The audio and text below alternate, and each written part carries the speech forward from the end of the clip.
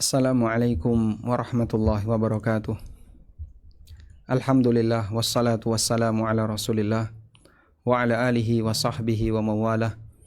Wa ashhadu an la ilaha illallah wahdahu la syarikalah wa ashhadu anna Muhammadan abduhu wa rasuluh sallallahu alaihi wa ala alihi wa sahbihi wa man tabi'al huda ila yaumil qiyamah. Alhamdulillah, puji syukur kita haturkan kehadirat Allah. Sore ini bersama Muslimah Academy kembali kita melanjutkan kajian dengan membaca buku Mata Menata Wanita serial yang kedua, yang insya Allah kita akan mengupas tentang bagaimana aturan wanita bersama keluarga. Di sini kita tidak sedang membahas fikih seputar masalah keluarga, tapi lebih kepada memberikan beberapa catatan penekanan berkaitan dengan apa yang perlu dipahami oleh seorang wanita ketika dia bersama keluarga. Dan mungkin bagian ini paling banyak yang dialami oleh para wanita, karena para wanita mereka sangat erat interaksinya dengan keluarga. Oleh karena itu, insya Allah kita akan melihat bagaimana bimbingan yang diberikan oleh syariat berkaitan dengan cara ideal wanita berinteraksi dengan keluarga. Berikut beberapa catatan tentang aturan wanita saat bersama keluarga. Yang pertama, kita akan perkenalkan tentang hierarki kehidupan. Yang mungkin ini menjawab terlebih dahulu pertanyaan sebagian wanita, kenapa wanita harus selalu berada di posisi bawah? Kenapa lelaki itu selalu jadi pemimpin? Kenapa yang dominan harus selalu suami dan seterusnya? Dan seolah-olah melihat bagaimana dosa wanita terhadap suaminya menyebabkan wanita ini jadi lebih terkekang ketika berkeluarga. Sekarang coba kita lihat hierarki kehidupan. Terkadang Allah perintahkan sebagian makhluk untuk mentaati makhluk yang lain, bukan dalam rangka menguntungkan makhluk yang ditaati, namun agar terjadi interaksi ideal dalam kehidupan. Bukan dalam rangka menguntungkan makhluk yang ditaati, namun agar terjadi interaksi ideal dalam kehidupan. Seperti istri diperintahkan untuk taat kepada suami, rakyat diperintahkan untuk taat kepada ulil amri. Dan itu bukan dalam rangka untuk menguntungkan suami atau menguntungkan ulil amri. Sebagaimana pula anak diperintahkan untuk berbakti kepada orang tua. Kita tidak membahas dari sisi masalah jasa. Pak, kita bisa menerima, Pak, anak diperintahkan untuk berbakti kepada orang tua. Begitu ringan orang menerima hal ini, karena itu sesuai dengan fitrah. Sehingga yang namanya orang tua atau yang namanya anak harus taat kepada orang tua. Fitrah mengajarkan demikian, sebab anak atau orang tua punya jasa besar kepada anaknya. Baik. Namun di samping itu memang orang tua punya jasa besar terhadap anaknya. Tapi sebenarnya ketaatan anak kepada orang tua tidak hanya masalah pertimbangan jasa. Lebih dari itu. Kita tahu antara Ibrahim dengan bapaknya, lebih mulia Ibrahim, seorang nabi ulul azmi. Bapaknya manusia kafir, penyembah berhala, memusuhi Nabi Ibrahim alaihissalam. Tapi Ibrahim alaihissalam bersikap lemah lembut kepada bapaknya, sehingga ketika beliau mendakwai bapaknya, beliau dakwai dengan pendekatan kelemah lembutan. Ya abati inni qad ja'ani minal ilmi ma lam ya'tika fattabi'ni. Wahai ayahku sayang, ya abati. Ibrahim menggunakan panggilan ya abati. Coba kita lihat bagaimana panggilan Ibrahim alaihissalam yang Allah ceritakan dalam Al-Quran. Berkali-kali Ibrahim memanggil ayahnya dengan kalimat ya abati, wahai ayahku. Coba di surat Maryam. Di surat Maryam, demikian pula di surat Yusuf. Ya. Di surat Yusuf ayat 100. Kita lihat dulu di surat Yusuf ayat yang keempat. Idh qala Yusufu li abihi ya abati inni ra'aitu ahada asyara kaukaba wahai ayahku sayang. Kemudian juga di surat Yusuf ayat 100. Wa rafa'a abawaihi 'alal arsy wa kharru lahu sujjada wa qala ya abati hadza ta'wilu ru'yaya. Yusuf mengatakan, wahai ayahku sayang. Demikian pula yang Allah Subhanahu wa taala firmankan tentang Ibrahim di surat Maryam mulai dari ayat 42. Idz qala li abihi ya abati lima ta'budu ma la yasma'u wa la yubsiru wa la yughni anka syai'a. Ya abati inni qad ja'ani minal ilmi ma lam ya'tika fattabi'ni ahdika siratan sawiyya. Kemudian dilanjutannya, ya abati la ta'budis syaitan. Inna syaitana kana lirrahmani asiyya. Lanjutannya, ya abati inni akhafu ayyamassaka adzabu minar rahman. Berkali-kali Ibrahim memanggil ya abati, ya abati. Baik, dan itu panggilan sayang Ibrahim kepada ayahnya. Kenapa demikian?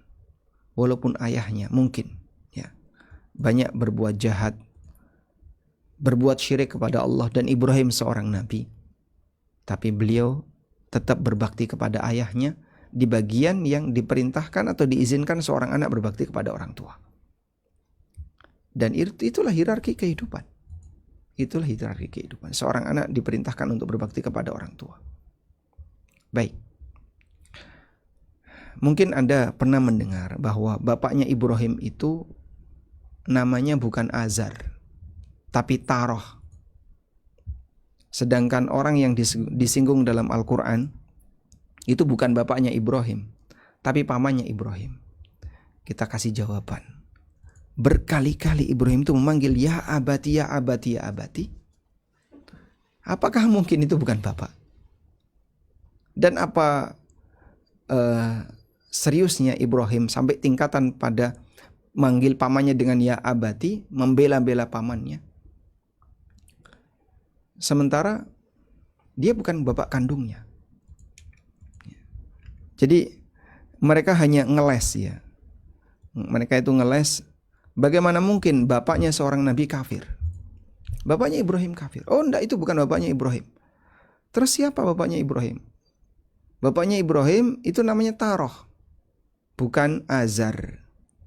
Karena di ayat yang lain Allah Subhanahu wa taala menyebutkan, wa idz qala Ibrahimu li abihi Azar. Ingatlah ketika Ibrahim berkata kepada bapaknya yang bernama Azar di surat Al-An'am ayat 74. Wa idz qala Ibrahimu li abihi Azar a'attakhidhu asnaman aliha. Ingatlah Ibrahim pernah berkata kepada bapaknya Azar, apakah engkau akan menjadikan berhala sebagai Tuhan? Nah, mereka bilang Azar ini bukan bapaknya tapi pamannya. Baiklah, anggap misalnya Azar ini bukan bapaknya, bukan nama asli bapaknya. Yang lebih tepat bukan nama asli bapaknya. Sudah? Kalau nyebut ini pamannya, kita nggak setuju. Gimana disebut paman? Tegas ayat ini mengatakan li abihi, bapaknya. Oh, kata bapak dalam Al-Quran itu bisa bermakna paman. Memang kita bisa terima demikian. Tapi di ayat yang lain berkali-kali beliau mengatakan ya abati, ya abati. Ya. Dan panggilan ya abati tidak berlaku kecuali untuk bapak. Wahai bapakku sayang, wahai bapakku sayang. Berkali-kali beliau memanggil wahai bapakku sayang. Baik.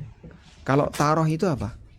Kalau taroh itu ada yang mengatakan bahwasanya Azar ini julukan untuk nama bapaknya. Nama asli bapaknya Taroh. Azar itu julukan. Itu sebagaimana Fir'aun, nama aslinya bukan Fir'aun. Fir'aun itu sebagai julukan. Ya, tapi apapun itu bapaknya mati kafir. Dan dibela oleh Ibrahim sampai hari kiamat. Tapi Allah Subhanahu wa taala tidak menerima pembelaan Ibrahim untuk ayahnya yang mati kafir. Artinya, apa susahnya kita mengatakan bahwa ada seorang bapak yang mati kafir sementara anaknya seorang nabi, dan mengatakan bapaknya kafir walaupun anaknya seorang nabi, itu tidak sama dengan menghina sang nabi. Itu tidak sama dengan menghina sang nabi. Baik. Tapi karena mereka nggak terima, ya dilakukanlah pendalilan dengan pemaksaan. Kita lanjutkan. Dalam kondisi yang sama, istri diperintahkan untuk taat kepada suami, rakyat diperintahkan untuk taat kepada ulil amri. Dan sebagaimana anak diperintahkan untuk berbakti kepada orang tua, bukan dalam rangka untuk menguntungkan, tapi agar hierarki kehidupan bisa berjalan dengan normal. Allah Ta'ala berfirman, Ya ayyuhalladzina amanu ati'ullaha wa ati'ur rasul wa ulil amri minkum. Wahai orang yang beriman, taatlah kepada Allah, taatlah kepada Rasul, dan ulil amri di antara kalian. Allah juga berfirman, Wa qadha rabbuka alla ta'budu illa iyyah. Rabbmu menetapkan, kalian tidak boleh menyembah kecuali hanya kepadanya. Wa bil walidaini ihsana, dan kalian harus berbuat baik, berbakti kepada kedua orang tua. Baik, maka dalam ayat ini Allah Subhanahu wa Ta'ala menetapkan adanya hierarki kehidupan di mana makhluk diperintahkan untuk taat kepada makhluk yang lain. Selanjutnya, di keluarga seorang wanita mengalami perpindahan tanggung jawab. Sebelum nikah, orang tua yang bertanggung jawab penuh terhadap wanita ini. Karena itu dia berkewajiban untuk taat kepada orang tuanya. Pada saat wanita ini sudah menikah, tanggung jawabnya berpindah ke suami. Sehingga dia berkewajiban untuk taat kepada suaminya. Sudah? Sehingga di situ ada pengalihan tanggung jawab. Saat sebelum pernikahan, orang tua yang bertanggung jawab secara penuh bagi wanita, anaknya. Begitu sudah menikah, maka suami bertanggung jawab penuh terhadap istrinya. Sudah? Nah, disitulah terjadi pemindahan ketaatan. Yang sebelumnya wanita ini taat kepada orang tuanya, berikutnya wanita ini taat kepada suaminya.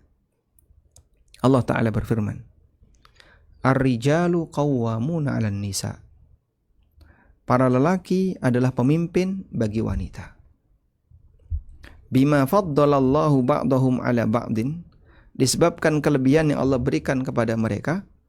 Wa bima anfaqu min amwalihim, dan disebabkan harta yang mereka nafkahkan kepada istrinya. Sehingga ada dua sebab yang Allah jelaskan di sini. Mengapa lelaki itu menjadi pemimpin keluarga? Pertama, dia punya kelebihan yang diberikan oleh Allah. Secara fisik lelaki itu lebih kuat. Kemudian apalagi? Secara mental lelaki itu lebih kuat. Secara finansial lelaki itu lebih kuat. Itulah kelebihan yang Allah berikan untuknya. Secara umum lelaki seperti itu. Yang kedua, lelaki punya kewajiban memberikan nafkah hartanya kepada istrinya. Nah, di sini Allah jelaskan kenapa lelaki itu jadi pemimpin, karena dia bertanggung jawab terhadap istrinya. Maka istrinya taat kepada suaminya karena suaminya bertanggung jawab kepadanya. Fas-salihatu qanitatun hafizatun. Maka wanita salihah adalah wanita yang taat. Hafizatun lil ghaibi, yang dia bisa menjaga lil ghaibi ketika suaminya tidak ada. Bima hafizallah, terhadap apa yang Allah wajibkan untuk dijaga.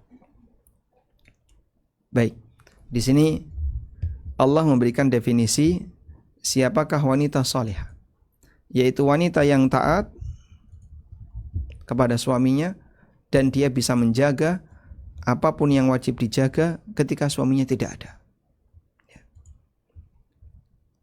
Karena terkadang ada wanita yang dia menjaga saat suaminya ada karena takut kepada suaminya. Sehingga jangan sampai harta suaminya itu hilang, jangan sampai ini dan seterusnya, maka dia jaga. Begitu suaminya nggak ada, dia nggak amanah.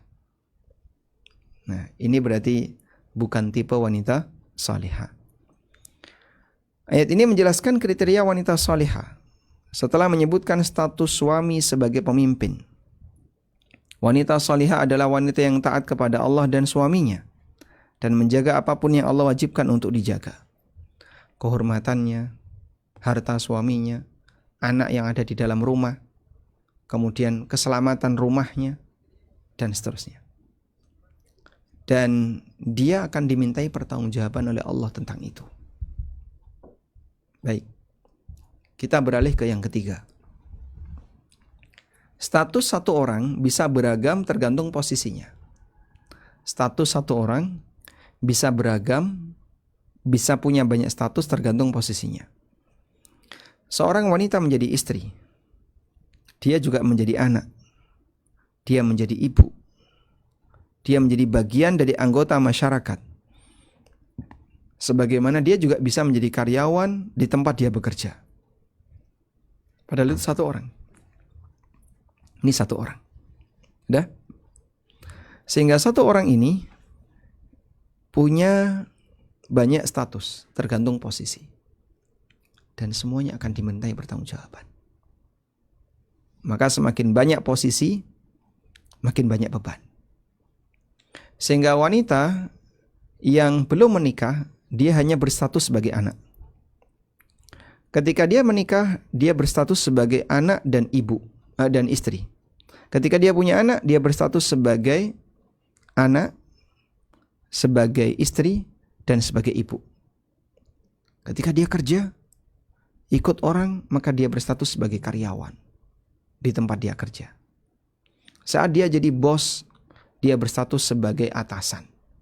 Saat dia jadi pemimpin daerah tertentu misalnya, jadi camat, jadi bupati atau apa, maka dia punya tanggung jawab memimpin wilayah dan seterusnya. Maka semakin banyak dia menjabat sesuatu, makin banyak tanggung jawab yang harus dia emban. Dan semua itu menuntut untuk ditunaikan sesuai tanggung jawabnya. Semua itu menuntut untuk ditunaikan sesuai tanggung jawabnya. Baik.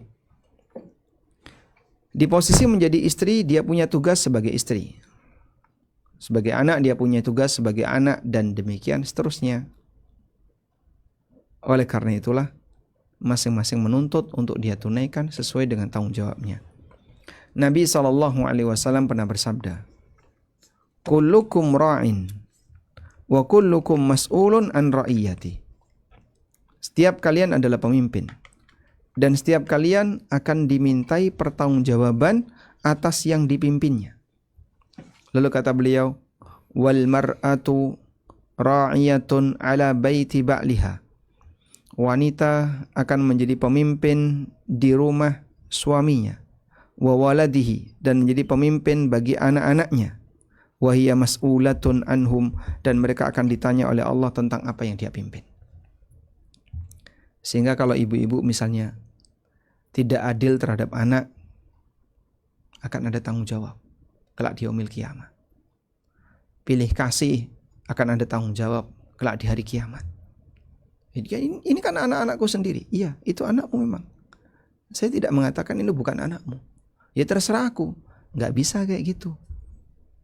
Kalau terserah aku nggak bisa. Ini memang anak keturunanmu, lahir dari rahimmu, tapi tidak terserah kamu. Karena ada aturan di situ. Ya.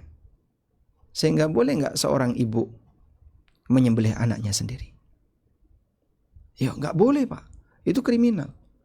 Loh kenapa? Kan itu anaknya sendiri, lahir dari rahimnya, terserah dia. Ya nggak boleh, itu kan kriminal. Demikian pula ada aturan-aturan yang lain yang berlaku. Ketika seorang wanita menjadi ibu, dia tidak boleh melakukan tindakan kepada anaknya yang melanggar aturan. Seperti tidak adil kepada anaknya, atau bersikap tidak sopan kepada anaknya, dolim kepada anaknya. Tidak boleh. Tidak ada istilah, ini anakku terserah aku. Ini memang betul anakmu, tapi bukan terserah kamu. Karena di sana ada aturan yang membatasi aktivitasmu. Selanjutnya, yang keempat, saat wanita menjadi istri, dia memiliki kewajiban taat kepada suaminya selama tidak diperintahkan untuk maksiat. Sehingga taatnya itu taat selama tidak diperintahkan untuk maksiat. Ya. Bukan taat selama sesuai dengan selera saya. Ini keliru. Tapi taat selama tidak diperintahkan untuk maksiat. Gak semua wanita punya kesanggupan seperti itu. Sehingga ada sebagian di antara wanita yang ketika diperintahkan untuk taat kepada suaminya, dia terasa berat. Kenapa aku harus taat kepada suami? Lah terus kamu harus taat kepada siapa? Ya terserah aku. Terus kalau orang tuamu? Ya terserah orang tua. Kamu bisa taat kepada orang tua, kenapa gak bisa taat kepada suami? Saya gak mau taat sama suami. Kan dia tidak punya jasa kepada aku. Tanggung jawabmu sekarang ada di tangan suamimu pasca akad nikah. Dan berikutnya, maka karena suamimu bertanggung jawab kepada kamu, maka kau harus taat kepada suamimu. Dari Abdullah bin Abi Aufa radhiyallahu anhuma, Nabi SAW pernah bersabda, "Lau kuntu amiran ahadan ayyasjuda li ghairillah." Andaikan aku boleh menyuruh seseorang untuk sujud kepada selain Allah, la amartul mar'ata an tasjuda li zawjiha. Niscaya aku perintahkan wanita untuk sujud kepada suaminya. Walladzi nafsu Muhammadin biyadi. Demi zat yang jiwa Muhammad ada di tangannya. La tu'addil mar'a. Beliau bersumpah menyebut nama Allah dengan mengatakan, demi zat yang jiwa Muhammad ada di tangannya. Dan sumpah ini memberikan makna, kalau sampai aku bersikap yang gak benar, aku siap jiwaku dicabut. Bahasa lainnya, sumpah ini, demi Allah, aku siap mati kalau sampai yang aku ucapkan salah. La tu'addil mar'atu haqqa rabbiha hatta tu'addiya haqqa zawjiha. Seorang wanita tidak akan menunaikan hak Rabbnya sampai dia menunaikan hak suaminya. Seorang wanita tidak akan menunaikan hak Rabbnya sampai dia menunaikan hak suaminya. Baik. Sehingga di sini sebuah pernyataan tegas dari Nabi SAW bagaimana hak seorang suami, ya, itu sampai menjadi syarat seorang wanita disebut telah menunaikan hak Allah. Makanya kalau ada model seperti ini, ya, kemarin kan sudah kita jelaskan berkaitan dengan ibadah, itu ada yang bentuknya mengerjakan ritual,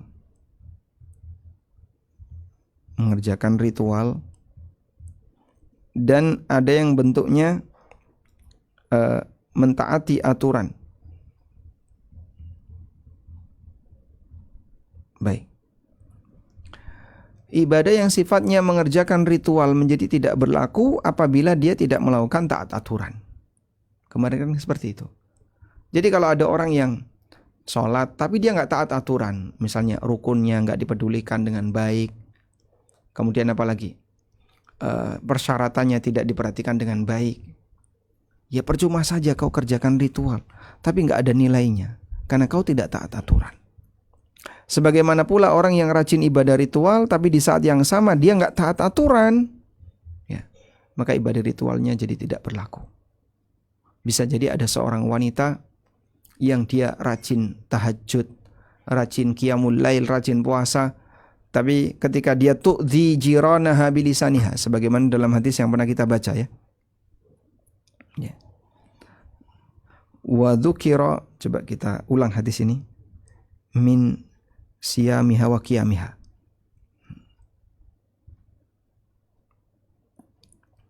Dalam hadis ini, ya, dari Abu Hurairah radhiyallahu anhu yang diriwayatkan oleh Imam Ahmad, Al-Bazzar, Ibnu Hibban dan yang lainnya.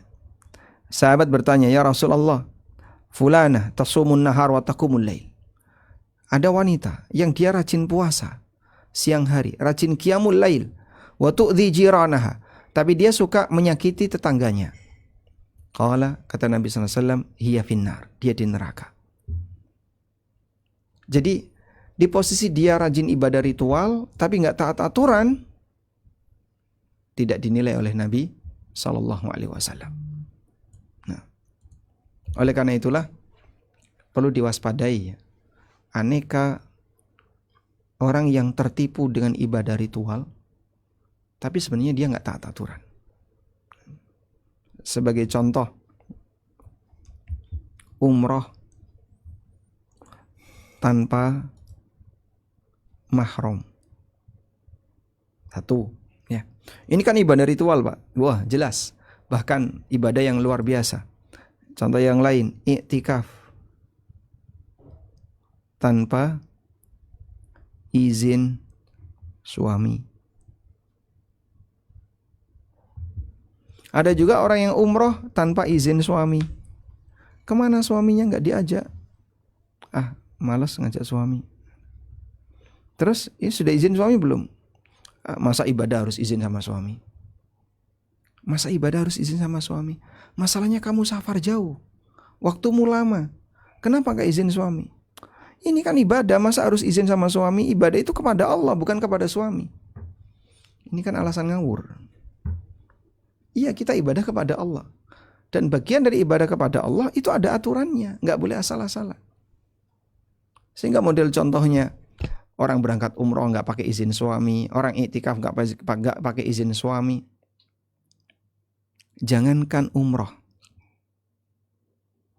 Nanti kita lihat ya. Wanita puasa sunnah, suaminya ada di rumah dan dia gak izin suami, dilarang oleh Nabi SAW.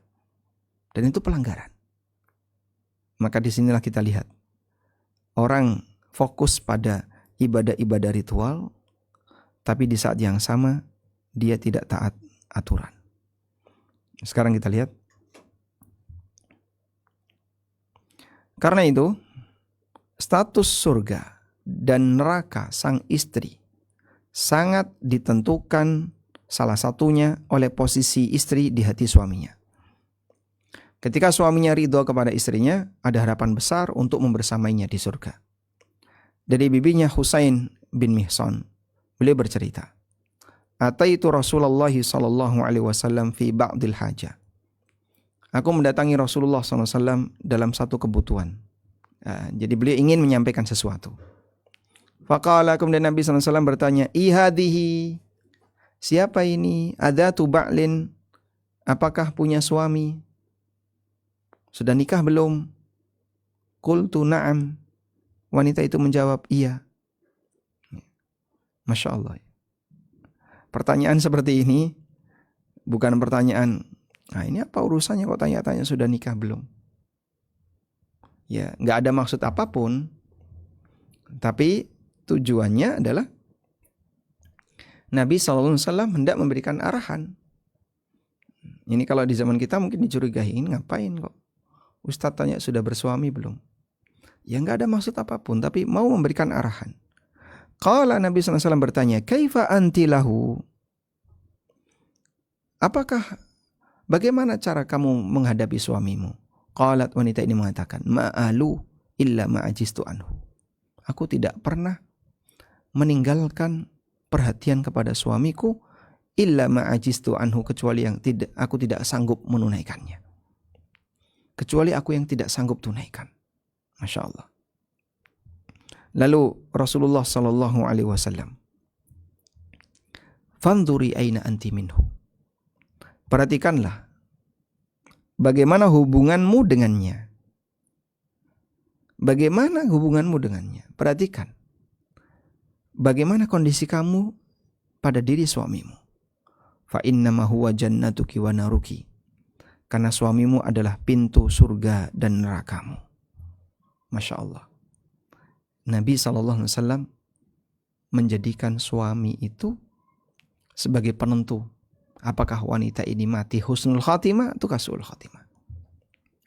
Jadi kalau suaminya nggak ridho, kemudian wanita ini mati dalam keadaan suaminya nggak ridho, atau suami nggak ridho dalam keadaan, atau suami mati dalam keadaan dia nggak ridho kepada istrinya, ya mungkin sang istri nanti akan mendapatkan konsekuensi buruk di yaumil qiyamah. Sekarang kita lihat di sini. Khadijah salah satu gambaran wanita yang berhasil memikat hati Nabi Sallallahu Alaihi Wasallam. Sehingga nama beliau sering disebut-sebut di hadapan Aisyah, walaupun Khadijah sudah meninggal, sampai membuat Aisyah itu cemburu. Bayangin, ini wanita yang masih hidup cemburu sama orang yang sudah mati. Saking seringnya Nabi SAW menyebut Khadijah. Padahal Khadijah itu sudah sepuh, lebih senior dibandingkan Nabi SAW secara usia. Dan selisihnya cukup jauh. Kalau berita itu valid bahwasanya Khadijah dinikahi Nabi SAW di usia 40-an dan Nabi SAW menikah di usia 20-an, ya selisih 20 tahun. Atau selisih 15-an tahun. Intinya bisa lebih dari 10 tahun. Wanitanya lebih tua daripada suaminya. Tapi Masya Allah, Khadijah terlihat indah bukan dari pesona penampilannya, tapi dari pesona akhlaknya. Ya, apa Ustaz tahu seperti apa wajah Khadijah dibandingkan Aisyah radhiyallahu anha? Jelas lebih mempesona Aisyah dari sisi usia, dari sisi apalagi kecerdasannya. Ya. Aisyah radhiyallahu anha lebih muda, jauh lebih muda. Aisyah radhiyallahu anha wanita yang energik dan banyak kelebihan fisik Aisyah. Sampai kata Nabi SAW ketika beliau membandingkan Aisyah dengan wanita yang lain, katharid ala sairi ta'am wa fadlul Aisyah ala sairin nisa.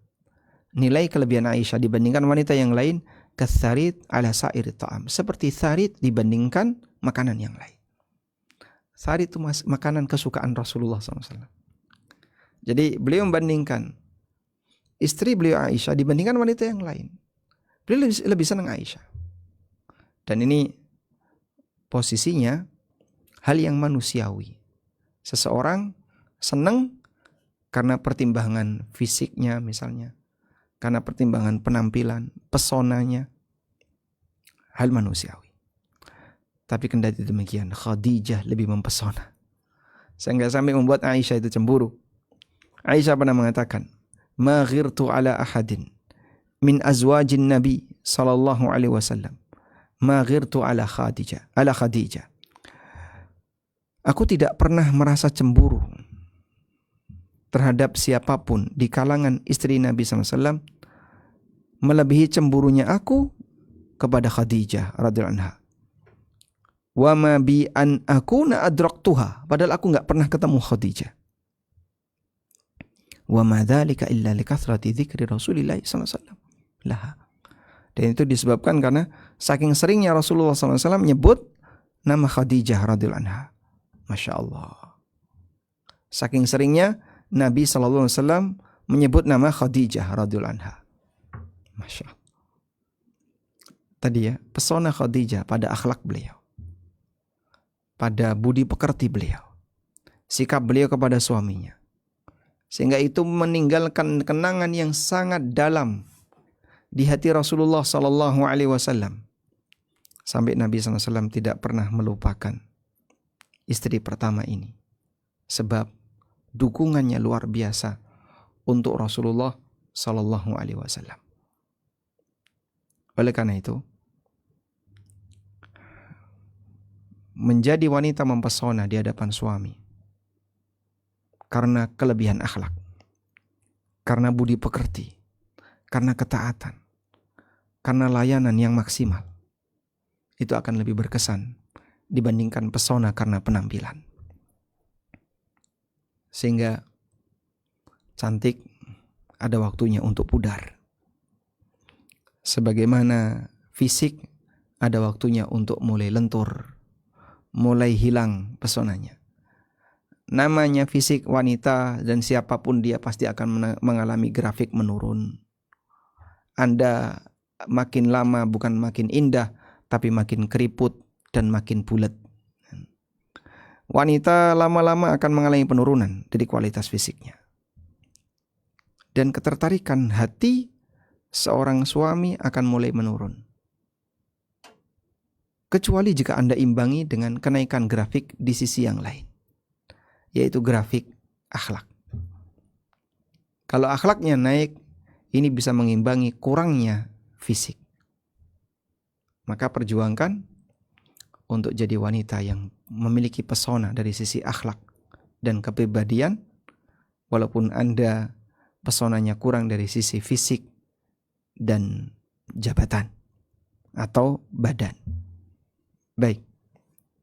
Untuk itu wanita harus meyakini bahwa ketaatan dia kepada suaminya hakikatnya adalah amalan ibadah yang berpahala. Bukan hakikatnya dia karena hakikatnya dia menjalankan perintah Allah. Nah, bagian ini yang perlu disadari. Wanita taat kepada suami, hakikatnya dia menjalankan ibadah kepada Allah karena itu perintah Allah. Sebagaimana malaikat sujud kepada Adam. Hakikatnya beliau beribadah kepada Allah, bukan beribadah kepada Adam.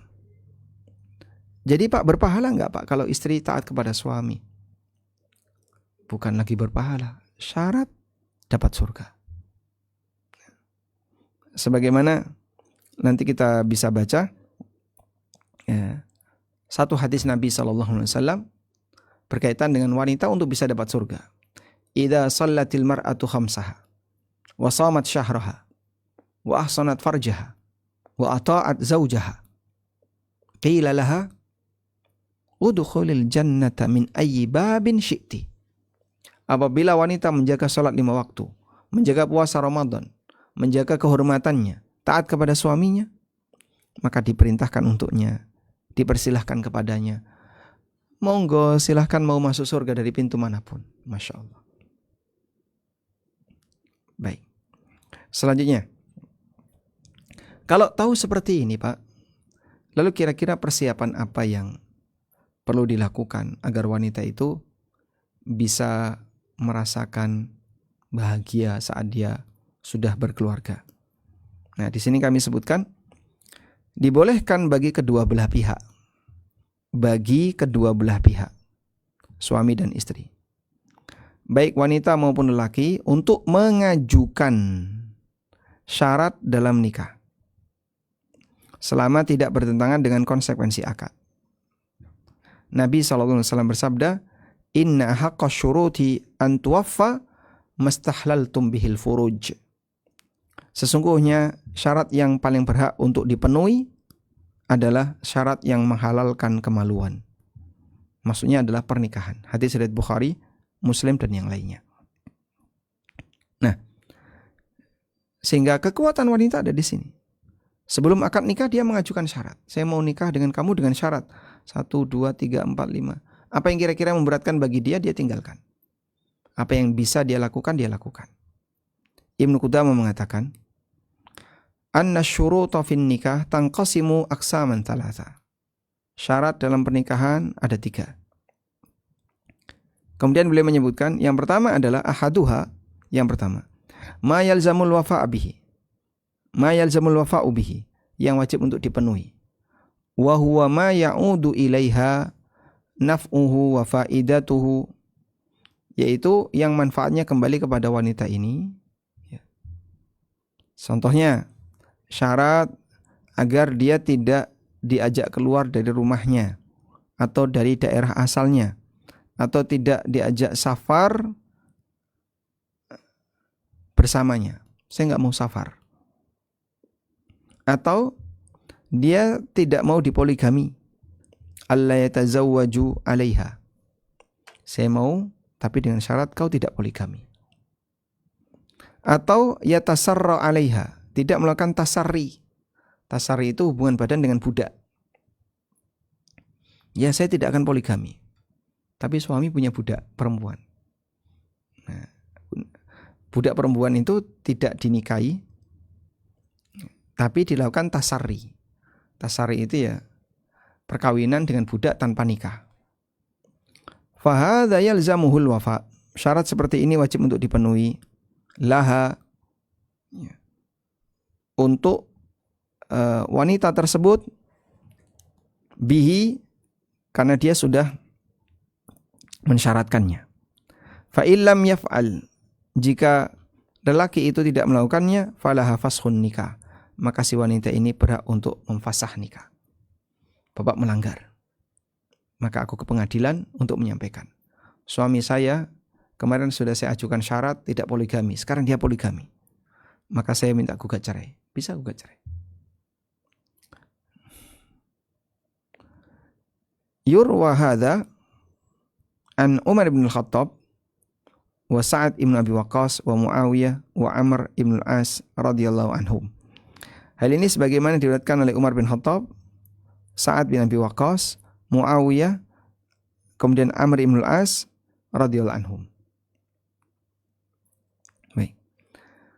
Nah, disitulah kekuatan wanita ada pada apa? Syarat pranikah. Dia minta apa? Yang dia inginkan apa? Dan syarat yang sah untuk diajukan dalam pernikahan adalah syarat sebelum akad nikah atau ketika akad nikah. Sementara syarat yang diajukan pasca akad nikah sifatnya tidak mengikat. Artinya boleh saja pihak suami atau pihak istri menolaknya. Boleh saja pihak suami atau istri menolaknya.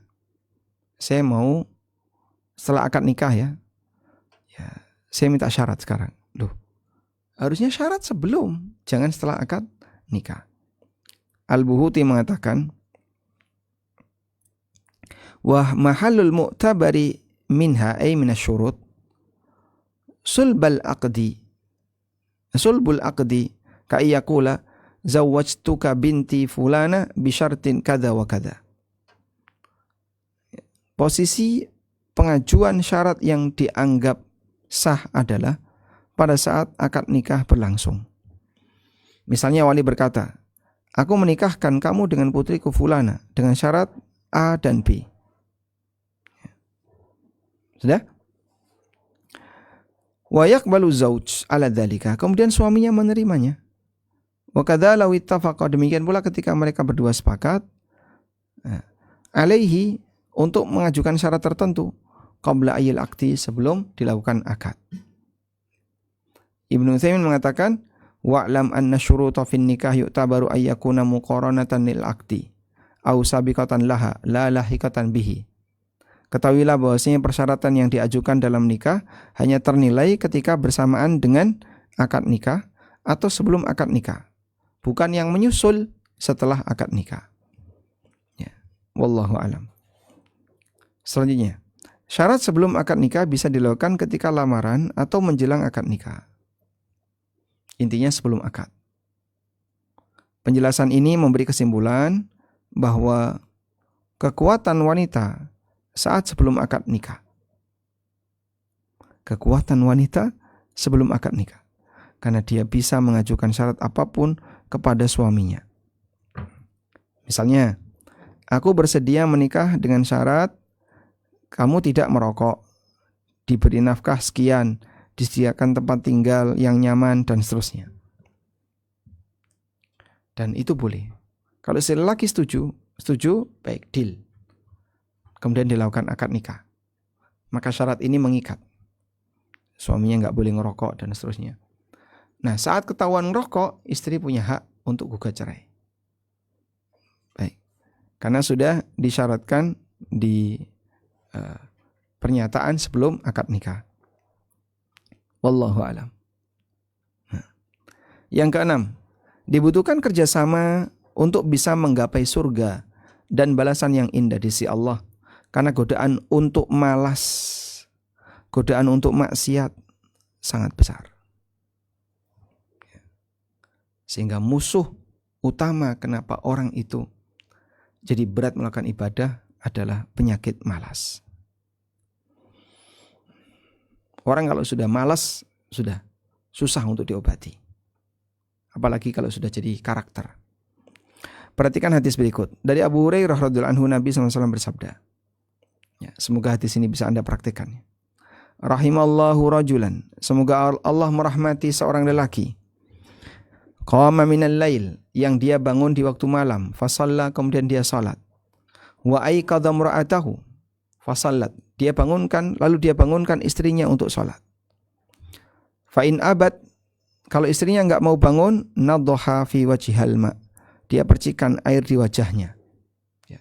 Istrinya disuruh bangun. Dan jangan sebut enggak sopan suami kok kayak gini. Bukan enggak sopan, hadisnya nyuruh kayak gitu. Kebalikannya, kalau seorang wanita dia sudah qiyamul lail, ya, fasallat, kemudian dia salat, Wa aiqadat zaujaha, kemudian dia bangunkan suaminya. Fa in aba, kalau suaminya enggak mau, nadhat fi wajhil ma. Ya. Dia siram seember air ke muka suaminya karena enggak mau bangun. Dan hadis ini sahih riwayat Ahmad, Abu Dawud dan Nasa'i. Maka dalam hadis ini memberikan janji bahwa rahmat yang Allah berikan kepada suami istri yang bekerja sama dalam ibadah. Allah berikan rahmat kepada suami istri yang bekerja sama dalam ibadah. Di antara manfaat rahmat dalam keluarga adalah munculnya cinta kasih kepada sesama. Sehingga orang akan bisa lebih nyaman karena dia punya rahmat. Demikianlah cara untuk membangun keluarga yang sakinah.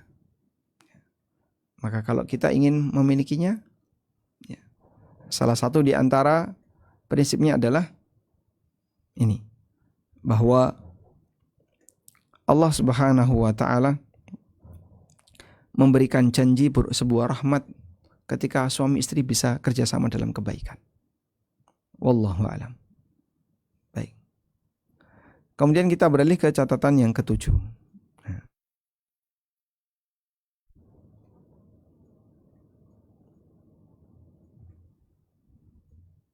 Baik. Mohon ditunggu sebentar.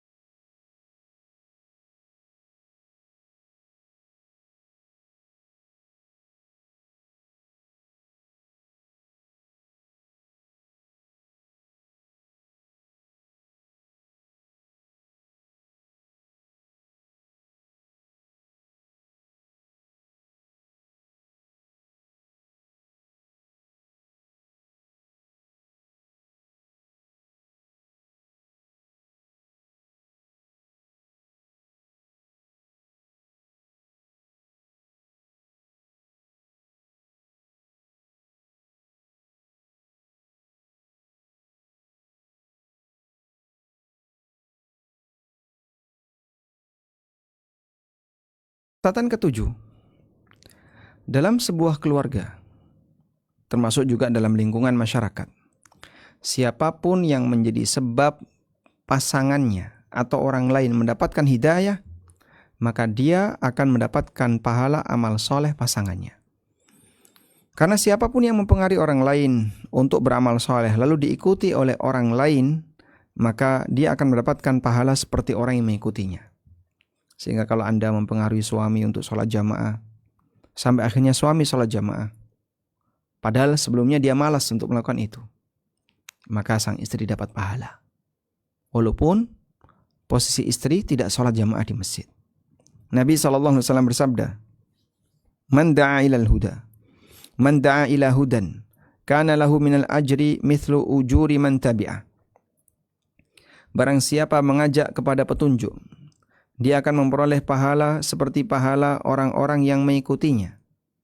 La yanqusu dzalika min ujurihim syai'a, tanpa mengurangi pahala mereka sedikit pun. Tanpa mengurangi pahala mereka sedikit pun. Masya Allah. Itulah salah satu di antara kelebihan orang yang ngajak kebaikan kepada orang lain. Ketika seorang suami mempengaruhi istrinya untuk taat beragama dan rajin ibadah, maka suami akan mendapatkan semua pahala ketaatan istrinya. Banyak istri yang sebelumnya belum berjilbab, tapi dideketin terus oleh suaminya. Lama-lama kemudian dia mulai bersedia untuk pakai jilbab. Sampai akhirnya sang istri ini ikut ngaji karena pengaruh dari suaminya. Demikian pula ada suami yang sebelumnya dia nggak senang dengan kajian, bahkan jarang sholat. Tapi dengan sabar ditelateni oleh istrinya.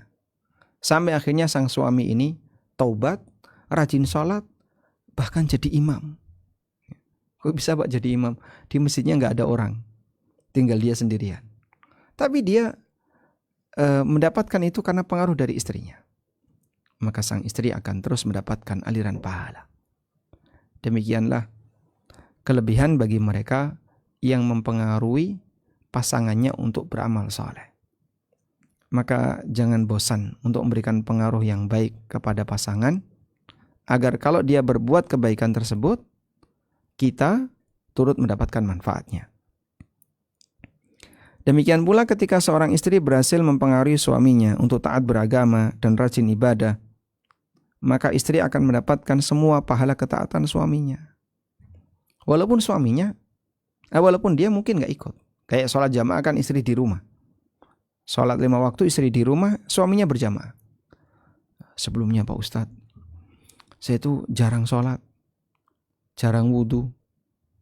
Istri saya ngaji duluan. Nah, saya awalnya penasaran.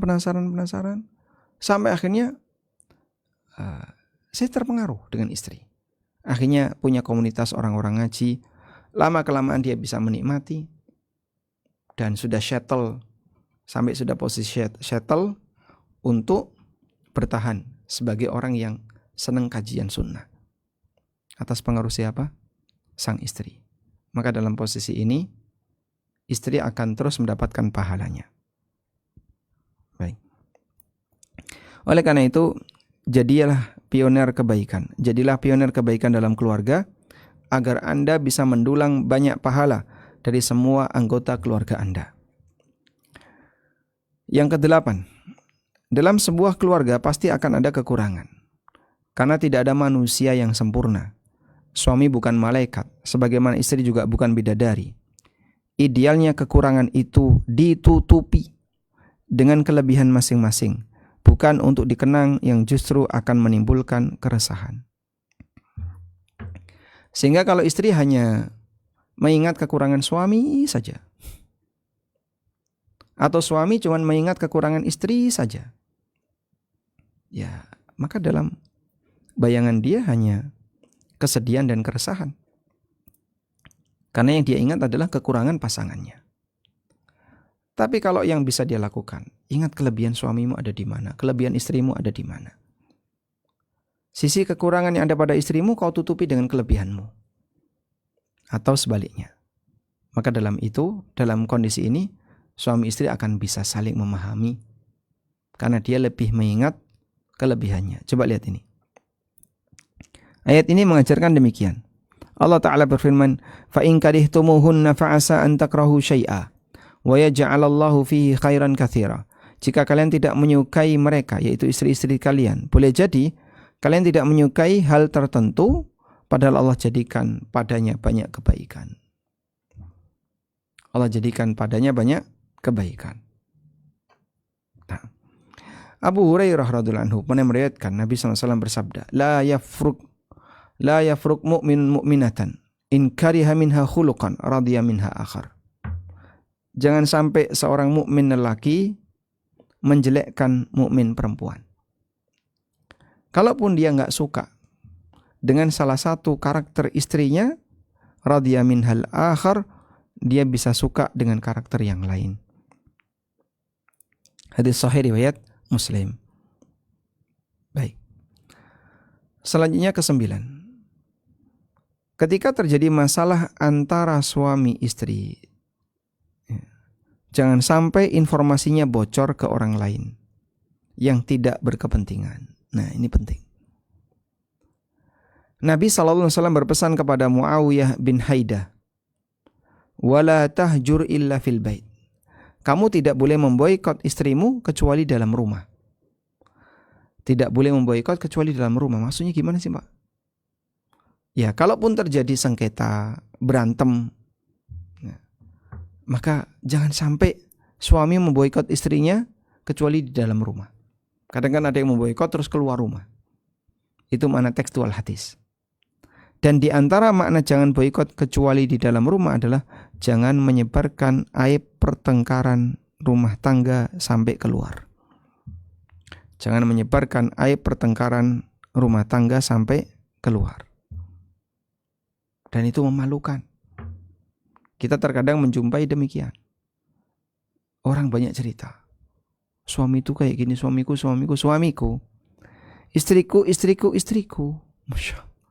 Terus kenapa kau cerita? Apa kepentingan orang lain terhadap keluargamu? Ya, kalau tidak ada, justru yang akan terjadi adalah pemicu pertengkaran. Sekarang coba kita lihat ya hadis berikut ini. Ini contoh penyelesaian masalah yang pernah terjadi di rumah Ali dengan Fatimah. Rumah tangganya Ali dengan Fatimah radhiyallahu anhuma.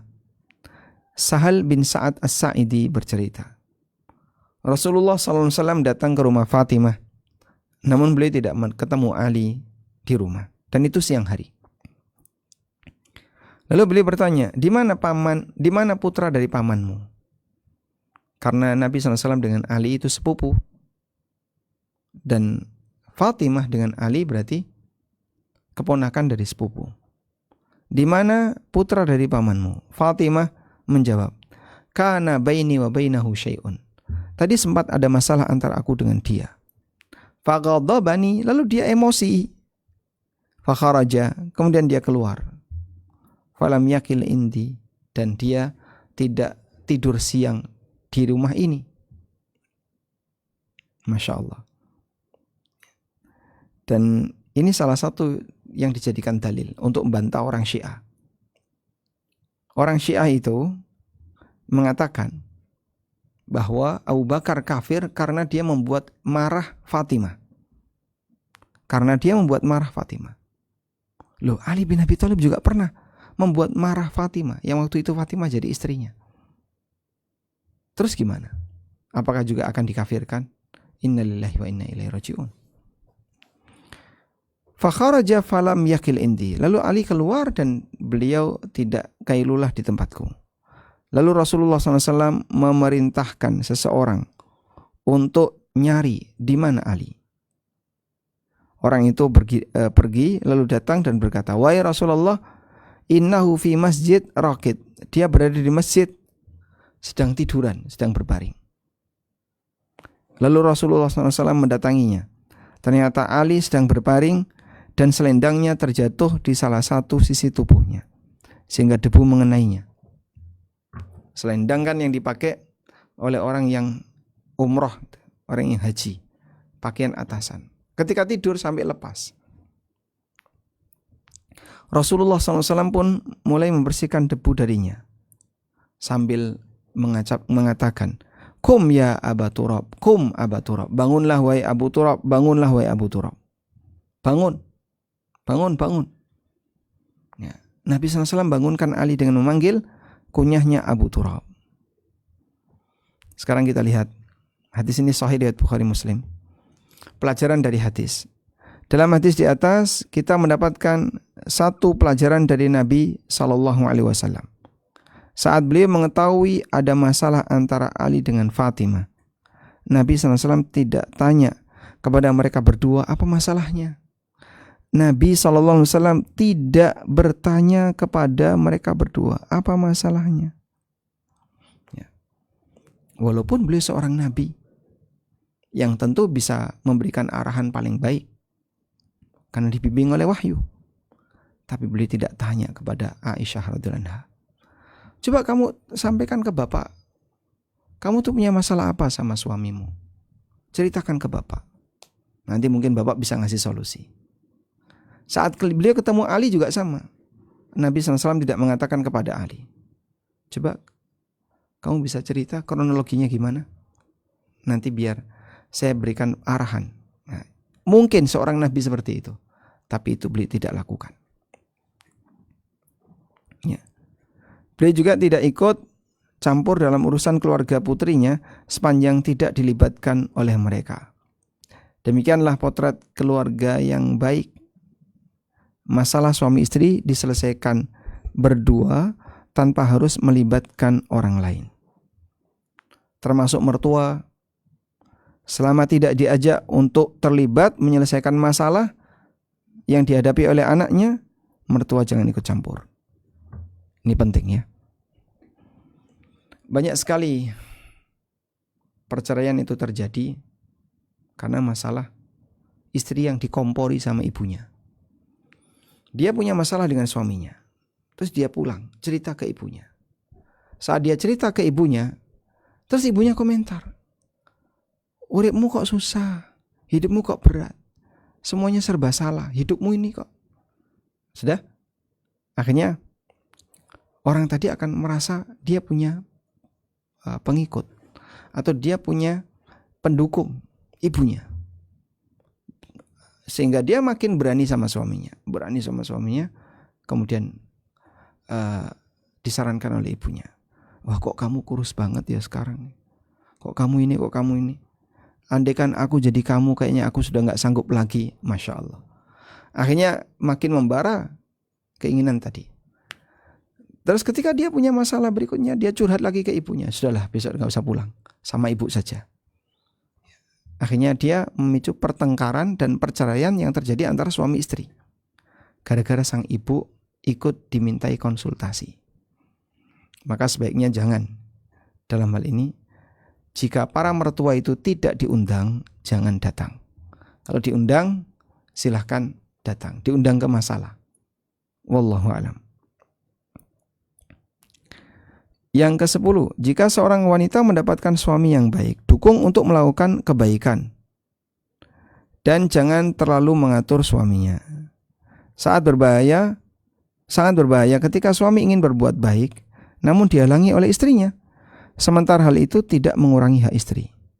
Dari Ibnu Umar radhiyallahu anhu, Nabi SAW bersabda, "Wa ma ra'aitu min naqisati aqlin wa dinin aglaba lidhi lubbin minkunna."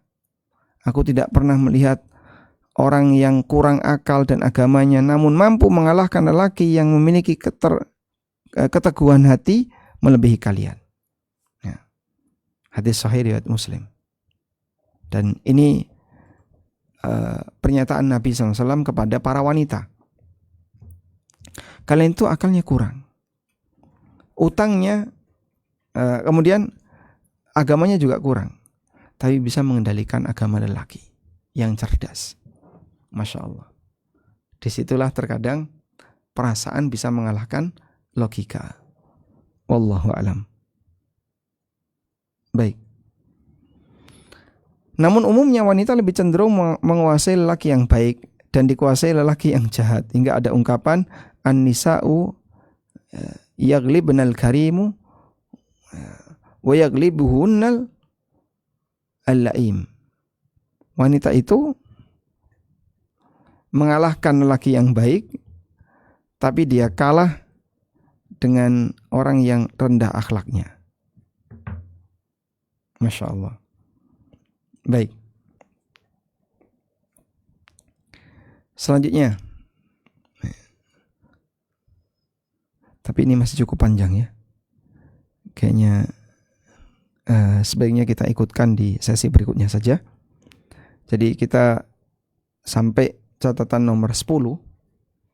Mudah-mudahan Bapak Ibu sekalian, terutama para ummahat, diberi kemudahan oleh Allah untuk bisa bersabar sebagai istri dan berusaha untuk taat kepada suaminya, yang itu merupakan ibadah kepada Allah Subhanahu wa taala.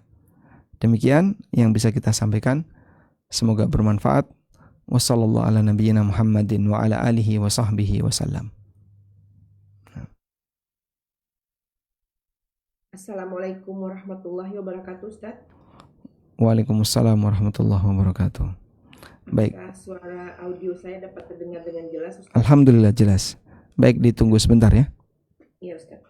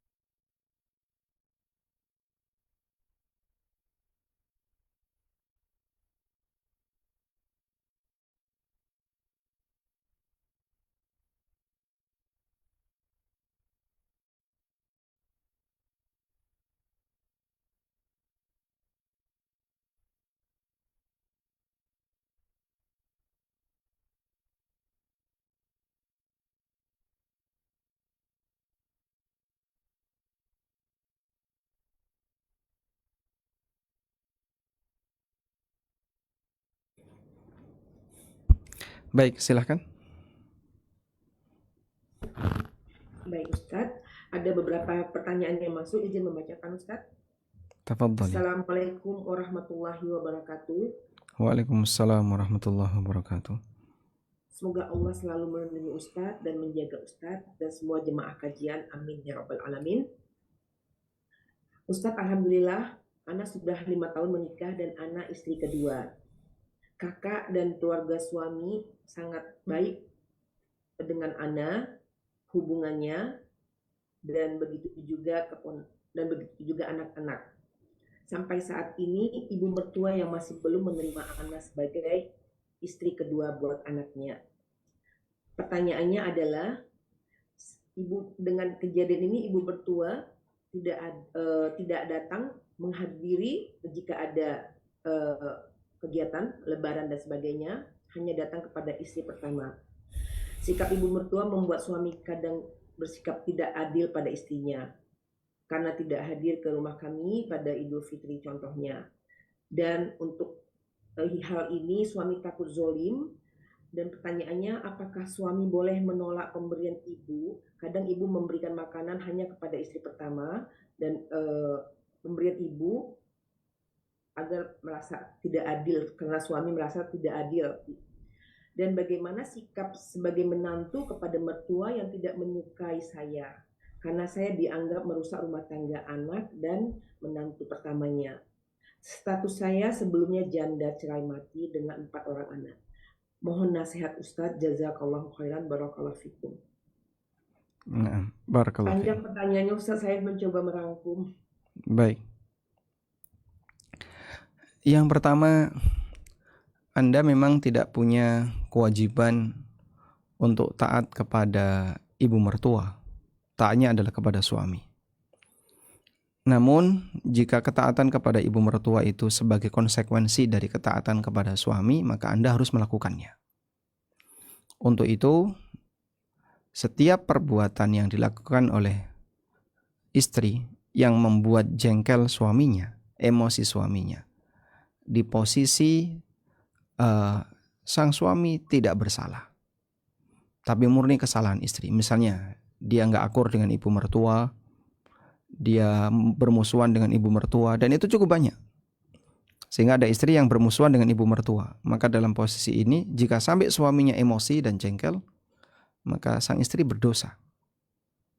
Dan perlu wanita menyadari akan hal ini, bahwasanya ketika suaminya nggak ridho, maka bisa jadi itu akan menyebabkan kecelakaan bagi dia. Untuk itulah, seorang istri berusahalah untuk mengambil hati ibu mertuanya sebisanya. Alhamdulillah bagi Anda yang memiliki ibu mertua yang baik, bagi Anda yang memiliki keluarga suami yang baik, sehingga mereka bisa berinteraksi dengan baik bersama Anda layak bersyukur. Membuat suami Anda ridho, kemudian ibu mertua juga ridho, dan seterusnya. Kemudian, kalaupun ternyata sumber permusuhan itu dari ibu mertua, Anda tidak bertanggung jawab. Maka kami sarankan Anda bersikap pasif saja. Sehingga kalau misalnya ada sikap yang kurang layak dari ibu mertua, Anda pilih posisi diam. Diam, tidak perlu merespon, dan mungkin Anda juga tidak perlu curhat kepada suami. Karena curhat kepada suami berarti mengadukan ibunya kepada anaknya. Nggak sopan. Mengadukan ibunya kepada anak itu tidak sopan. Apalagi kalau suami sudah tahu, ya sudah, biarkan saja. Nanti suami yang akan bisa mengambil sikap sendiri apa yang kira-kira akan beliau lakukan. Begitu yang bisa kami sarankan. Berkaitan dengan posisi suami, apakah dia boleh menolak pemberian ibu kepada istri pertama karena dirasa tidak adil? Kalau ibu mertua tidak ada kewajiban untuk adil kepada menantunya. Yang ada kewajiban adil adalah suami. Sehingga kalau ibu mertua lebih berpihak kepada istri pertama dan seterusnya, itu urusan pribadi beliau. Dan tidak ada kewajiban adil. Walaupun semuanya menantu. Tapi dalam hal ini kalaupun ibu mertua pengen memberikan kepada istri pertama saja, ya Anda, sudahlah, yang penting hak Anda terpenuhi, tidak ada yang kurang, nafkah Anda terpenuhi, tidak ada yang kurang, Anda tidak perlu untuk terlalu menjadikan itu sebagai masalah besar. Ya. Apalagi mohon maaf, ini karena masalah perasaan. Jadi saat suami itu poligami, yang cemburu itu tidak hanya istri pertama, tapi juga ibunya suami itu ikut cemburu. Karena ini masalah wanita. Sehingga wanita membela kecemburuan wanita yang lain. Maka terkadang kecemburuan itu sampai merembet kemana-mana. Oleh karena itu, ya mungkin Anda juga bisa jadi mengalami hal yang sama jika misalnya anak Anda nikah laki. Anak Anda yang laki-laki nikah laki. Mungkin Anda akan merasa cemburu. Padahal yang dipoligami bukan ibunya, tapi yang dipoligami itu istrinya. Ya, itu suasana perasaan ibu mertua, dan mungkin Anda juga perlu mengerti berkaitan dengan perasaan ini. Walaupun kemudian Anda tidak memberikan respon yang memicu emosi mereka. Wallahu a'lam. Jazakallah khairan Ustadz atas jawabannya. Semoga yang bertanya dapat memahami. Assalamualaikum warahmatullahi wabarakatuh Ustadz. Waalaikumsalam warahmatullahi wabarakatuh. Assalamualaikum Ustadz. Barakallahu fiik. Ustadz, suami saya sangat senang berhutang riba meskipun sudah dinasihati berulang kali dengan alasan untuk bersedekah dan memakmurkan masjid maupun untuk menjaga gengsinya. Dia rajin sholat namun tidak menafkahi saya karena gajinya habis untuk membayar hutang dan meminta saya membantu membayar hutangnya yang fantastisnya jumlahnya untuk kesekian kalinya. Pertanyaan saya, apakah saya harus tetap berbakti kepada suami atau sebaiknya saya tinggalkan dia karena khawatir akan di akhirat nanti? Karena khawatir akan akhirat saya. Apakah jika saya bertahan dan tetap berbakti pada suami meskipun dia tidak mau berhenti riba, apakah saya mendapat keutamaan masuk surga Ustaz? Taat kepada suami. Jazakallah khairan, barakallahu fikum. Barakallahu fiik. Apa yang dilakukan oleh suami Anda dosa besar. Jika betul bahwasanya dia suka utang riba dengan tujuan menjaga gengsi, kemudian termasuk diantaranya adalah menjaga gengsi dengan sedekah, biar dilihat sebagai orang yang royal misalnya. Dalam posisi ini dia melakukan perbuatan maksiat untuk beramal, dan itu bisa menganulir nilai pahala dari amal. Buat apa kamu beramal tapi ternyata didahului dengan melakukan dosa besar? Untuk itu yang bisa kita sarankan dalam hal ini adalah, tadi ada satu alasan yang Anda sampaikan, suami tidak memberikan nafkah. Sebenarnya poin ini sudah bisa dijadikan sebagai alasan kuat bagi sang istri untuk gugat cerai. Sehingga boleh nggak, karena suami nggak ngasih nafkah ke saya gugat cerai? Jawabannya boleh. Baik.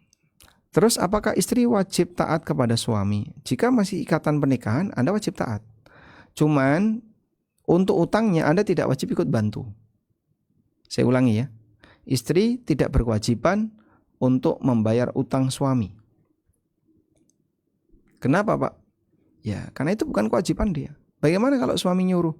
Dalam hal ini, itu bukan kewajiban istri untuk memberikan hartanya kepada suaminya. Membayari utang suami itu kan berarti memberikan harta dia kepada suaminya. Dan suami nyuruh ini sama dengan pemaksaan, dan itu tidak boleh. Jangankan yang demikian, mahar saja andaikan diambil kembali oleh suami, istri berhak untuk nolak. Karena itu harta dia. Di bagian ini tidak masuk pada aturan istri wajib taat kepada suami. Intinya dalam hal ini yang bisa kita sampaikan, pertama, jika Anda mau gugat cerai, hukumnya diperbolehkan atas alasan suami tidak memberi nafkah. Yang kedua, istri tidak wajib menanggung utang suami dalam masalah ini. Dan ini jika suami memerintahkan, menyuruh, istri tidak berkewajiban untuk taat. Karena ini bukan haknya. Yang ketiga, istri jika tetap bertahan kepada suaminya, lalu taat kepada suaminya, insya Allah dapat pahala. Walaupun dia tidak mau menanggung nafkah suaminya. Dan kalaupun misalnya dia takut, saya takut nggak kuat dengan suasana seperti ini, karena nggak pernah diberi nafkah, padahal Anda mungkin berpenghasilan untuk mencukupi kebutuhan pribadi, sampai membuat Anda tidak ada rasa cinta, sehingga nanti takut malah jadinya menimbulkan maksiat. Bolehlah Anda melakukan gugat cerai melalui pengadilan terkait. Wallahu a'lam. Jazakallah khairan Ustadz. Sehubungan karena ini juga ada kaitan dengan riba, Ustadz ingin menambahkan ada pertanyaan yang hampir mirip. Assalamualaikum warahmatullahi wabarakatuh, Ustadz. Waalaikumsalam warahmatullahi wabarakatuh. Suami saya belum bisa menafkahi saya, dan yang menafkahi kami adalah dari ibu mertua, dan melakukan ibadah umroh juga dengan biaya ibu mertua. Tetapi ibu mertua berhutang riba. Saya tanya kepada suami, dijawab itu tanggung jawab ibunya. Bagaimana sikap saya dalam hal ini, Ustadz, sebagai istri yang dinafkahi? Apakah suami Anda kerja atau tidak? Kalau suami Anda tidak bekerja, maka dia berdosa dalam hal ini karena menelantarkan istrinya. Ya, walaupun dia dipenuhi oleh ibunya. Tidak punya penghasilan tetap katanya, Ustadz. Tidak punya. Bekerja. Baik, kalau suami tetap bekerja tapi kurang ya. Namun dia diberi jaminan oleh ibunya, berarti dia sudah menunaikan kewajibannya. Sehingga pekerjaan suami sering kurang, hasilnya kurang, tidak punya pekerjaan tetap. Insya Allah istri dalam hal ini tidak bertanggung jawab dari mana asalnya ibu mertua dapat harta. Jadi mau utang riba, mau ini, itu di luar tanggung jawab suami sebagai anaknya, dan di luar tanggung jawab Anda sebagai istri yang wajib dinafkahi oleh suami Anda. Wallahu a'lam. Jadi selama pendapatan atau selama nafkah Anda itu cukup, kebutuhan Anda terpenuhi, berarti kewajiban suami sudah tertunaikan, walaupun diantaranya adalah melalui bantuan ibu mertua, maka insya Allah itu sudah cukup. Dan selanjutnya nanti Anda bisa fokus untuk melakukan hal yang bermanfaat yang lainnya. Wallahu a'lam. Tapi dana ibunya yang dengan riba tidak ada masalah ya, Ustaz, ya, dengan istri? Tidak ada masalah. Jadi istri tidak bertanggung jawab, anaknya juga tidak bertanggung jawab. Jazakallah khairan, Ustaz. Pertanyaan berikutnya, afwan ini agak panjang, Ustaz, Anda coba merangkum. Bismillahirrahmanirrahim. Assalamualaikum warahmatullahi wabarakatuh, Ustaz. Waalaikumsalam warahmatullahi wabarakatuh. Semoga Allah selalu merahmati Ustaz dan melindungi Ustaz dan menjaga kesehatan Ustaz beserta keluarga. Amin walakum bimithlin. Ustaz, saya seorang istri yang sudah hijrah selama 2 tahun, yang kadang futur. Sebelum saya hijrah, saya sering berkhalwat dengan teman-teman lawan jenis, bermain game, dan role playing sebagai sarana mencari ketenangan. Saya terus mengusahakan untuk mengisi waktu dengan kajian dengan niat mengganti waktu yang sia-sia selama ini. Dan dengan keterbatasan ini, Ustadz, bagaimana saya bersikap? Suami saya masih sangat jauh dari agama meninggalkan sholat, dan masih juga tergantung main game. Setiap waktu mengingatkan untuk ibadah, namun tidak memaksakan diri dan agar menghindari perdebatan, tapi selalu diingati. Jujur Ustaz, seringkali hati merasa terintimidasi dengan lisan dan akhlak suami dan ibu mertua yang juga jauh dari agama. Hati ini kadang merasa down. Semoga Allah memberikan pertolongan terhadap Ustadz untuk memberikan jawaban dan memudahkan Ustadz untuk menjawab pertanyaan saya. Amin ya rabbal alamin. Jazakallah khairan. Nah, coba ketika Anda melakukan ibadah ditampakkan kepada suami. Jadi misalnya di saat suami sedang main game, Anda duduk di dekat situ, tapi baca Quran. Kemudian misalnya saat suami sedang tidur, Anda sholat di dekat suami tidur. Ya, tanpa harus ganggu, ya, tanpa harus mengeraskan suara. Sehingga Anda secara sengaja menampakkan aktivitas ketaatan dan ibadah di hadapan suami. Ya, selama dia orang beriman, insya Allah mudah-mudahan lambat laun nanti memberikan pengaruh di hatinya. Karena secara umum orang yang taat beragama itu akan membuat wibawanya jadi semakin naik. Wibawa dia makin naik. Tapi Anda tidak sampai durhaka kepada suami. Sehingga jangan sampai muncul komentar, percuma saja kau sholat, tapi durhaka kepada suami. Nah, jawaban itu jangan sampai ada. Pernyataan itu jangan sampai ada. Jadi, Anda sholat, tapi Anda tidak durhaka kepada suami. Tetap taat kepada suami, ngasih layanan kepada suami. Sehingga suami tidak punya alasan untuk mengomentari ibadah Anda. Tapi kalau misalnya Anda taat beribadah, di saat yang sama Anda ninggalin suami, tidak taat sama suami, berani sama suami. Nah ini mungkin suami akan memberikan komentar, percuma saja kau rajin sholat tapi kau bersikap berani kepada suami, tidak taat kepada suami. Tapi ketika Anda taat dan di saat yang sama Anda rajin ibadah, mudah-mudahan nanti bisa meluluhkan hati suami. Ya, itu sebagai tips yang bisa saya berikan. Selamat mencoba. Semoga nanti ada perubahan dan terus berdoa kepada Allah karena hati ini ada di tangan Allah. Bayangkan kondisi suami saat ini sebagaimana kondisi Anda sekian tahun yang lalu sebelum Anda hijrah. Ya. Kemudian jangan terlalu berharap yang berlebihan ya. Misalnya, andai kan saya jadi istri ustadz atau apa, udahlah lupakan saja harapan-harapan seperti itu. Anda sekarang menjalani sebuah kehidupan tertentu, ya sudah Anda nikmati kehidupan itu tanpa harus melanggar aturan Allah. Anda taat ibadah, ditampakkan di depan suami, dan di saat yang sama Anda juga harus tetap taat kepada suami. Wallahu a'lam. Jazakallah khairan Ustaz atas jawabannya. Semoga yang bertanya dapat memahami. Pertanyaan berikutnya, Assalamualaikum warahmatullahi wabarakatuh Ustaz. Waalaikumsalam warahmatullahi wabarakatuh.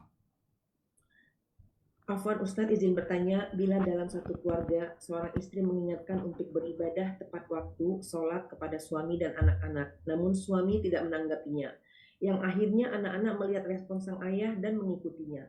Apa yang harus dilakukan seorang istri dalam keluarga seperti ini? Karena menjadikan hati seorang istri merasa kecewa dan sangat sedih. Jazakumullah khairan Ustaz. Dalam posisi itu kalau anak Anda adalah anak laki-laki, coba nanti Anda datang ke masjid bersama anak Anda. Jadi yang berangkat ke masjid ibunya. Ya? Mungkin suami Anda terasa berat. Ya tentu saja dengan izin suami ya. Karena nggak boleh wanita ke masjid tanpa izin suaminya. Anda izin kepada suami untuk ke masjid sambil bawa anak-anak. Nah, ini tujuan utamanya untuk menghindari anak-anak ngikuti bapaknya tadi. Karena dia mungkin masih usia 5 tahun atau 6 tahun. Di bawah usia dia bisa berpikir sendiri. Di bawah usia 10 tahun, 9, 8. Kalau sampai suami Anda malas dalam ibadah, tidak mau seperti itu. Dah, Anda yang ke masjid ngajak anak. Sehingga anak nanti sholat di masjid bersama ibunya. Ada dua kemungkinan. Suami emosi. Kalau emosi dan nggak memberi, sampaikan kalau abang tidak ngasih izin, tidak apa-apa, saya sholat di rumah. Tapi saya akan selalu minta izin, jika diizinkan saya sholat di masjid bersama anak. Agar nanti bisa dilakukan sholat berjamaah tepat waktu. Wallahu a'lam. Jazakallah khairan Ustaz. Assalamualaikum warahmatullahi wabarakatuh. Waalaikumsalam warahmatullahi wabarakatuh. Ustadz izin bertanya terkait terkait yang disampaikan, apakah ada arahan lebih detail terhadap maksiat yang dimaksud dalam kaidah menaati kecuali dalam maksiat? Jazakallah khairan Ustadz. Saya kasih contoh. Mungkin paling gampang pakai contoh. Kalau kalimatnya sudah demikian jelas. Taat kepada suami dalam masalah maksiat. Jika suami nyuruh istrinya tidak berjilbab ketika keluar rumah, sebagian suami terkadang merasa dia senang istrinya nggak pakai hijab. Aku senang lihat kamu nggak pakai hijab. Jalan-jalan sama kamu nggak pakai hijab.